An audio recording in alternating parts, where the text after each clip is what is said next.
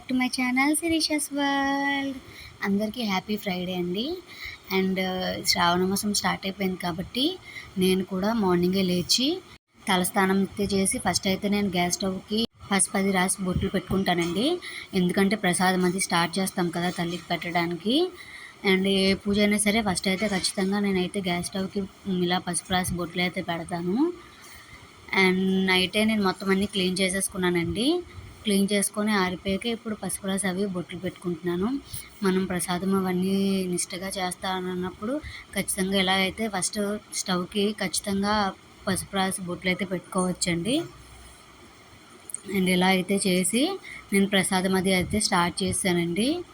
ప్రసాదం అది స్టార్ట్ చేసి నేను నైవేద్యం కింద ఈరోజైతే బియ్యం పిండితో ఆడిదేది అయితే చేశానండి. ఇంక ఇలా నేను మొత్తం గ్యాస్ స్టవ్ అంతా పసుపు రాసి అది బొట్లు పెట్టేసుకుంటున్నాను. అండ్ ఇది ఫస్ట్ ఫ్రైడే కాబట్టి శ్రావణ మాసంలో అందరికీ కొద్దిగా స్పెషల్ కదండి. అండ్ నెక్స్ట్ వీక్ అయితే వరలక్ష్మి పూజ చేసుకుంటారు కదా. అండ్ నేనైతే ఇలా చేసుకున్నాను. అండ్ ఇలాగే దారిమందం ఇంటి ఎంట్రన్స్లో దారిమందంకి పసుపు రాసి బొట్లు పెట్టుకున్నాను. అండ్ ముగ్గు కూడా వేసుకున్నానండి. ఇలా నీట్గా అయితే వేసుకొని ఇంకా పూజ అయితే స్టార్ట్ చేశాను ఎర్లీ మార్నింగే. అండ్ ఇదిగోనండి చాలా సింపుల్గా అయితే పూజ అయితే స్టార్ట్ చేసుకున్నాను నేను.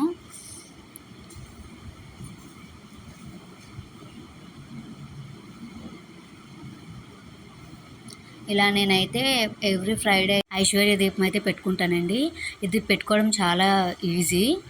అండ్ ఏంటంటే ఫస్ట్ ఒక మట్టి ప్రమిదలైనా పర్వాలేదు, నార్మల్ బ్రాస్ అయినా పర్వాలేదండి. ప్రమిదల్లో ఫస్ట్ ఉప్పు వేయాలండి. ఫస్ట్ కిందన మనం ఆకైనా పెట్టుకోవచ్చు, ప్లేట్ అయినా పెట్టుకోవచ్చు. ప్లేట్ పెట్టుకొని ప్లేట్ మీద పసుపు కుంకుమ అక్షంతలు వేసి మనం ఆ పైన ఇంకొక ప్రమిద పెట్టుకోవాలి. ఆ ప్రమిద నిండా కల్లుప్పుతోని మనం వేయాలని నింపాలండి.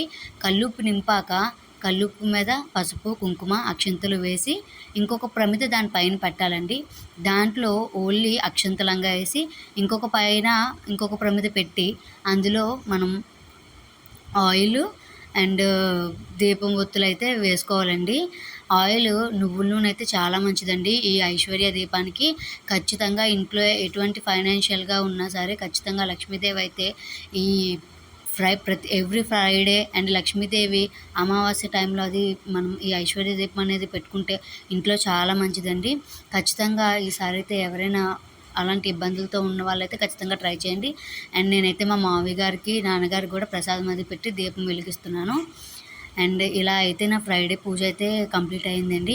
అండ్ మీరు ఎలా చేసుకున్నారు నాకు కామెంట్ సెక్షన్లో అయితే కామెంట్ చేయండి. అండ్ ఫ్రైడే పూజ అయితే చాలా ప్రశాంతంగా పీస్ఫుల్గా జరిగిందండి. నెక్స్ట్ ఫ్రైడే వరలక్ష్మి పూజకి కూడా ఇంకా నేనైతే సింపుల్గానే చేసుకుందాం అనుకుంటున్నానండి ఈసారి. అండ్ ఇదేనండి నా పూజ రొటీన్. నేను ఇప్పుడు ఇలాగే చేసుకుంటూ ఉంటాను ఫ్రైడే పూజ.